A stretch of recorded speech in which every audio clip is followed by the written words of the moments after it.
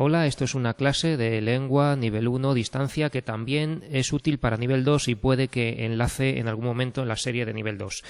Estamos en el tema 5 de nivel 1 y en este tema habíamos empezado por el final, hablando primero de las oraciones reflexivas y recíprocas y de la clasificación de oraciones. Ahora vamos a ver el principio del tema, que trata de géneros literarios. Después hablaremos de dos géneros narrativos que van a ser la leyenda y el mito. Pero vamos a empezar por una clasificación general de los géneros literarios. ¿Qué es un género literario? Se denomina género literario a cada una de las clases en que se dividen los textos literarios, es decir, que hablamos de clases de textos literarios. Si fuéramos biólogos, tenemos un género y luego una especie, ¿no? Entonces, el género es como agrupamos por características comunes algunas especies, ¿no? Entonces, un género es una clase en la cual se van a agrupar géneros literarios, textos literarios que tienen características en común. Cada género literario comprende a su vez otros subgéneros literarios. Por eso, a los tres primeros se les llama a veces archigéneros o géneros principales. Y estos son el género lírico, el género narrativo y el género dramático. El género lírico se usa para expresar sentimientos y emociones y es el cauce de la subjetividad del ser humano. No hay prácticamente acción porque no discurre en el tiempo, en principio. Es un texto que transmite emociones. Y eso se suele hacer generalmente en verso. La poesía suele ser género lírico, pero el verso no es exclusivo del género lírico. Ahora vamos a ver que a veces hay géneros narrativos que están también en verso. El género narrativo es aquel que presenta historias realizadas por personajes que pueden intervenir mediante el diálogo. Personajes que aparecen en un tiempo, en un espacio, con una acción que realizan y que necesitan la voz de un narrador, que esos son los 5 elementos de la narración que veremos más adelante. Personajes, tiempo, espacio, acción y narrador, ¿vale? Entonces, esto sí discurre en el tiempo. Tiene que haber una sucesión de acciones para que haya una narración. El narrador, la voz que cuenta la historia, puede utilizar además distintas formas de elocución, esto es, la narración, la descripción, la exposición y la argumentación. Y luego el género dramático es aquel destinado a ser representado ante unos espectadores en un escenario. Los personajes intervienen sin la mediación de ningún narrador, porque ellos mismos al hablar, al representar los diálogos, ya desarrollan la acción. Lo que sí siguen es unas indicaciones de vestuario, gestos y movimientos que son las acotaciones del texto teatral. En los ejercicios de género lírico y narrativo que hicimos en las fichas anteriores teníamos la definición de acotación. Son aclaraciones que incluye el autor del texto dramático sobre gestos, movimientos, vestuario, decoración, etcétera. Vale, entonces yo tenía por aquí una pizarra de hace poco donde puse un resumen de esto de los géneros literarios. Entonces, el género lírico, en síntesis, expresa sentimientos y emociones. Se emplea generalmente el verso.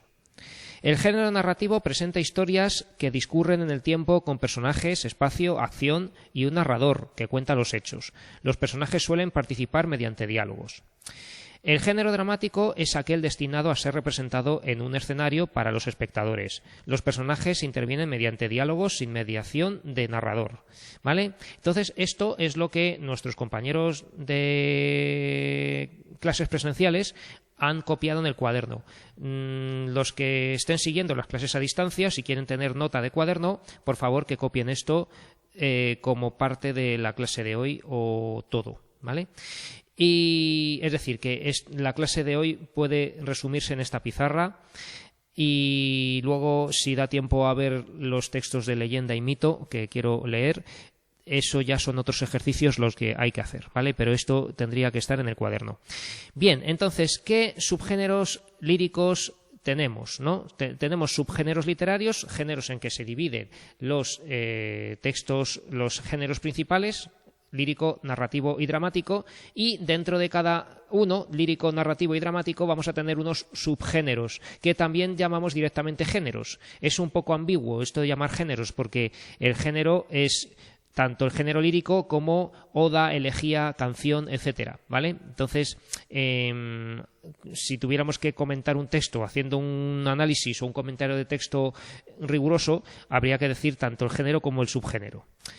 Entonces, estos subgéneros quedan incluidos dentro de estos archigéneros, por así decir. Los principales géneros líricos, o por lo menos unos cuantos tradicionales que existen desde la historia, de toda la historia de la literatura, son la canción, la elegía, la oda, la sátira y la égloga, entre otros. Una canción es un poema de tema amoroso que puede ser cantado. Una elegía es un poema en el que se llora la muerte de un ser querido. Una oda es un poema de alabanza, de elogio, de exaltación, ¿vale?, de alabanza, que trata un tema serio y elevado, ¿no? Se puede hacer una oda a la educación, una oda a la tolerancia, una oda a lo que queramos honrar, ¿no?, por así decir. La sátira. Una sátira es un poema utilizado para ridiculizar a alguien o a algo. Y una égloga es un tipo de poema muy antiguo que ya existía de la época clásica de los griegos y los romanos, que es un largo poema amoroso ambientado en una naturaleza idealizada, una naturaleza donde todo es primavera y verde y hermoso, ¿no?, con flores, con aguas cristalinas en los arroyos, ¿vale? Una naturaleza idealizada y con personajes que son pastores que expresan sus penas de amor, que hablan de amor, estos pastores, ¿vale? Entonces no son realmente pastores, pero aparecen caracterizados como pastores que hablan de amor, y pastoras a veces también, ¿vale? Bueno, entonces estos son los géneros líricos, ¿vale? En la pizarra los habíamos anotado así, prácticamente igual, ¿vale? Canción, poema de tema amoroso para ser cantado; elegía, poema en el que se llora la muerte de alguien; una oda es un poema de alabanza o elogio de un tema serio y elevado; sátira, poema para ridiculizar o burlarse de algo o alguien; y una égloga es un largo poema amoroso en una naturaleza idealizada donde los protagonistas son pastores y pastoras. Vale, vamos a ver ahora los géneros narrativos. Vamos a pasar a la fotocopia, al PDF. Géneros narrativos. Tenemos el cuento. Cuento es una narración breve con pocos personajes y con el tiempo y espacio escasamente desarrollados. Un cuento, todo el mundo sabe lo que es un cuento, pues es una narración breve con pocos personajes, pero con todos los elementos de la narración: tiempo, espacio, narrador,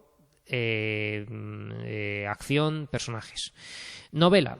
Novela es una narración más extensa y compleja que el cuento, donde aparece una trama complicada o intensa, personajes sólidamente trazados, ambientes descritos pormenorizadamente, es decir, detalladamente, con lo que se crea un mundo autónomo e imaginario, ¿vale? Esto es una definición muy de libro de teoría de la literatura, pero es eso, más que nada es una narración más extensa y detallada, ¿vale? Un poema épico o epopeya es un texto narrativo que relata las hazañas heroicas con el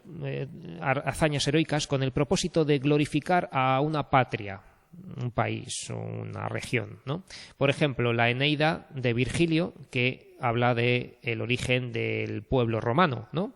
O la Ilíada de Homero, que sería una epopeya del mundo griego, ¿no?, de los pueblos helénicos. Un cantar de gesta es más o menos lo mismo, pero medieval, en la Edad Media, y es un poema escrito para ensalzar a un héroe, por ejemplo, el Cantar de Miocid. Entonces, yo siempre digo que una epopeya es algo más general o más bien ambientado en la época clásica, y el cantar de gesta es algo ambientado en la Edad Media, ¿vale?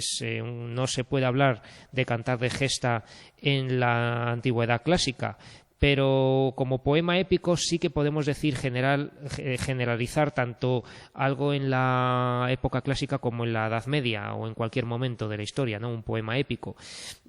Pero nos solemos referir como epopeya a la época clásica y Cantar de Gesta a la época medieval, ¿vale?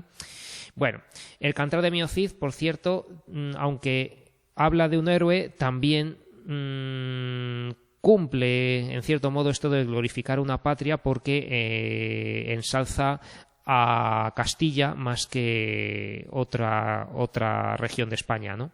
Bueno, pero esto de héroe es muy importante en Cantar de Gesta. Bien, romance.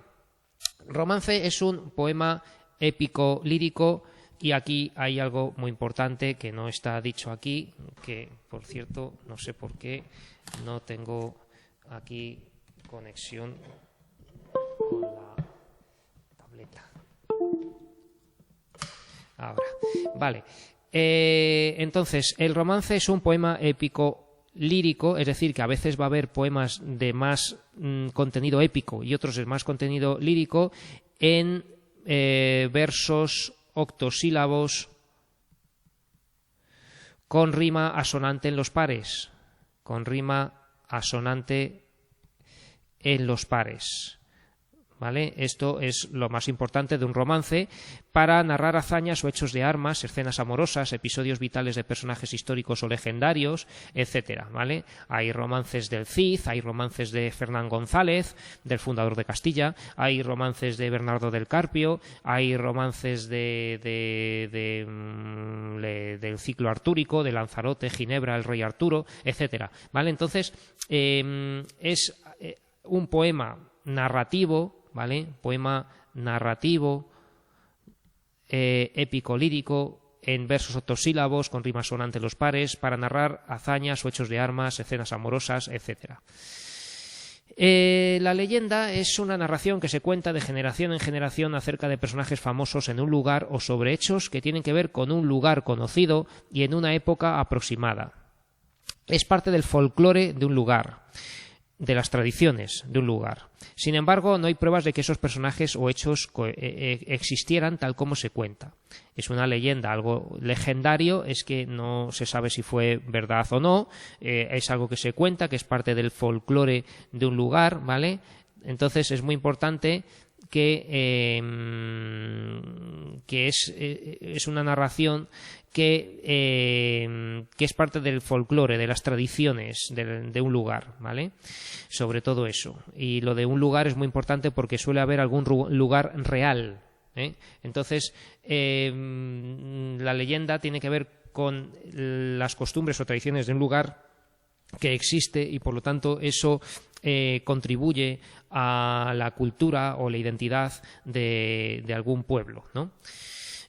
Mito. Mito es una narración fabulosa sobre hechos ocurridos en un lugar y en una época muy remota, donde intervienen dioses, héroes o seres fantásticos, ¿vale? Entonces el mito ya es algo más fantástico. Narración fabulosa en un lugar y en una época muy remota, donde intervienen dioses, héroes o seres fantásticos y que sirven para explicar el origen de cosas, ¿vale? O conceptos del mundo real.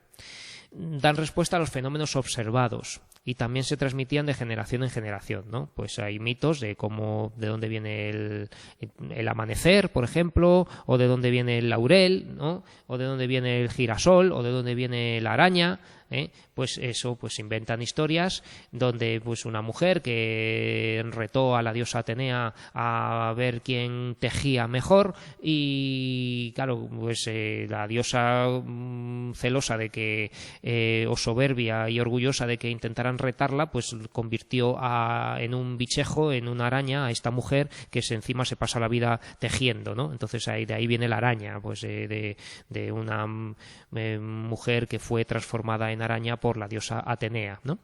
Bueno, pues eso es un mito. Y la fábula, pues es un cuento didáctico que tiene como personajes animales humanizados, ¿no? Todo el mundo ha oído hablar de las fábulas, ¿no? Donde suele aparecer personajes típicos como la zorra, como la urraca, como la cigarra, la hormiga, ¿no? Y todas estas cosas. Bueno, y aquí, pues en la pizarra lo habíamos dejado muy resumido. Aquí podemos cuento, narración breve, novela, narración extensa y detallada, epopeya, narración de hazañas heroicas para glorificar una patria, cantar de gesta, poema para ensalzar un héroe, como el Cantar de Mio Cid, romance, poema narrativo, épico lírico, leyenda, narración vinculada al folclore de un lugar, ¿vale? Perdón por la mala letra. Mito, explican fenómenos naturales, y las fábulas son cuentos con animales que enseñan algo, ¿vale? Cuento con animales que enseña algo. Hay otra variante de fábula que se llama apólogo, que no he puesto apólogo, sin H ni nada y con tilde en la O, apólogo, que es lo mismo pero con personas. También tiene una estructura similar y sobre todo acaba con una moraleja, algo que nos quiere enseñar, ¿no? Y ya vamos a los géneros dramáticos. Vamos a ver si podemos leerlos aquí. Subgéneros dramáticos. Pues la comedia es una obra de teatro que desarrolla conflictos divertidos y amables con personajes pertenecientes a clases bajas, gente vulgar, ¿vale? La comedia y la tragedia tienen su origen en la antigua Grecia y, claro, era muy importante que si algo causa risa no sea un rey, un noble, o sea, alguien de la aristocracia, un dios, ni nada de eso. O sea, no se puede uno reír de alguien de alta clase social o de un alto rango social. La comedia estaba hecha para que se rieran de los pobres o de las gentes humildes, ¿no? Porque así es la sociedad. Y sigue siendo, ¿vale? Entonces, para reírse, si hay que reírse de alguien, tiene que ser de alguien de clase baja. Bueno, la tragedia presenta terribles conflictos entre personajes de alta alcurnia, reyes, héroes, aristócratas, ¿no? Nobles, que son víctimas de fatalidades que los llevan a la destrucción o a la muerte. Entonces, claro, cuando hay que sentir compasión, cuando hay que sentir algo noble y elevado, pues tiene que ser con alguien noble y elevado. Tiene que ser un rey, un héroe, un príncipe, un aristócrata, ¿no? Una persona importante, y estas no van a hacer reír. Lo que van a hacer es que sintamos dolor y que compartamos el dolor con ellos, de esa fatalidad, de esa decisión de los dioses de que hayan tenido que sufrir sin haberlo previsto ni evitado de ninguna manera, ¿no? Que eso es la tragedia. La tragedia es algo que, como dice un divulgador llamado Jesús G. Maestro, la tragedia es algo imprevisible y de consecuencias irreversibles. No se puede ni prever, ni vaticinar, por así decir, ni corregir ni solucionar una vez que ha sucedido, ¿no? Una tragedia, hay algo irreversible, ¿eh? Entonces, claro, eso es una catástrofe, es algo que no tiene solución y por lo tanto nos hace sentir un gran dolor, y ello, pues bueno, sobre todo nos quiere enseñar que todos podemos ser víctimas de la fatalidad, del destino, que está en manos de los dioses y que por lo tanto estamos en una posición inferior, ¿no? Como que en cualquier momento podemos quedar sometidos a los designios de los dioses.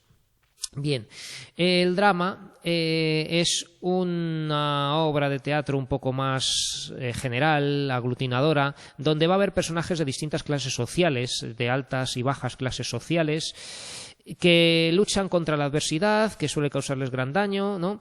Pero no tiene por qué acabar mal, y un drama en este aspecto responde al concepto de la novela, de la obra de teatro más general del siglo de oro español, que es la comedia, ¿no? Pero una comedia que no tiene nada que ver con la comedia clásica. Se llamaba comedia, pero para no poner comedia aquí otra vez hemos puesto drama, ¿no? Es una obra de teatro donde aparecen personajes de clases altas y bajas, cada uno tiene su historia, ¿no? A veces se entremezclan historias de los de las altas clases sociales y luego los de las bajas clases sociales, y que, bueno, suele haber un enredo y un desenlace, ¿no? Donde al final se acaba bien o mal, ¿no? Pero se suele intentar que acabe bien. Bueno, y suelen a veces intervenir elementos cómicos y entonces toma el nombre de tragicomedia, ¿vale? Que esto es lo que a lo que responde la comedia del siglo de oro que estoy diciendo, ¿vale? El perro del hortelano, bueno, pues eso, las comedias de Lope de Vega, ¿no? Y esos son dramas en general, y de aquí viene el nombre de género dramático, ¿vale? Bueno, un auto sacramental es una obra teatral de tema religioso para enseñar y para adoctrinar al público, ¿vale? Un auto sacramental sirve para enseñar religión y para hacer a la gente más creyente o encauzarla en la creencia religiosa para que lo entienda todo bien y para que se haga más creyente. Suelen aparecer personajes alegóricos, personajes que encarnan la fe, la razón, la envidia, etcétera, ¿no? No siempre, no hace falta que aparezcan personajes alegóricos para que sea un auto sacramental. A veces, bueno, tenemos un tema religioso, a veces no es del todo religioso, pero subyace, digamos, el mensaje moral cristiano y responde al al género de auto sacramental. Pero bueno, que más que nada recordemos que es una obra teatral de tema religioso y que suelen aparecer personajes alegóricos.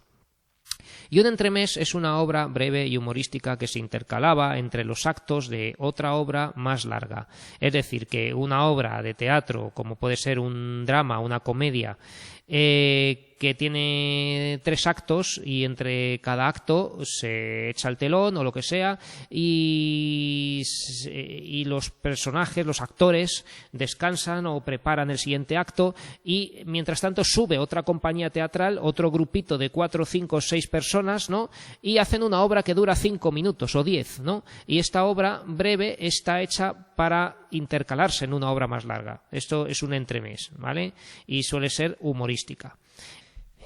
Y por lo tanto, un entremés es una obra breve que se intercala en una obra más larga de tema humorístico. Vamos a ver la foto de la pizarra que tenemos aquí, que no puedo situarlo muy bien, pero bueno. Los géneros dramáticos, en resumen, son la comedia, conflictos divertidos entre personajes de clases bajas; tragedia, personajes de clases altas, es decir, otra obra de teatro entre personajes de clases altas, reyes y héroes, que son víctimas de la fatalidad. Un drama podemos definirlo como obra teatral de distintos temas e interacción de distintas clases sociales. Va a haber clases altas y bajas. Un auto sacramental es una obra religiosa para adoctrinar con personajes alegóricos. Y un entremés es una obra breve y de humor que se intercalaba en otra obra más larga, ¿vale? Entonces, esto es lo que hemos explicado en esta sesión. Yo creo que voy a parar el vídeo para que no quede demasiado largo y en otro voy a hacer el de la leyenda y el mito, que son 2 tipos de géneros narrativos, y con ello seguimos avanzando en este tema. Muchas gracias y nos vemos en la siguiente sesión.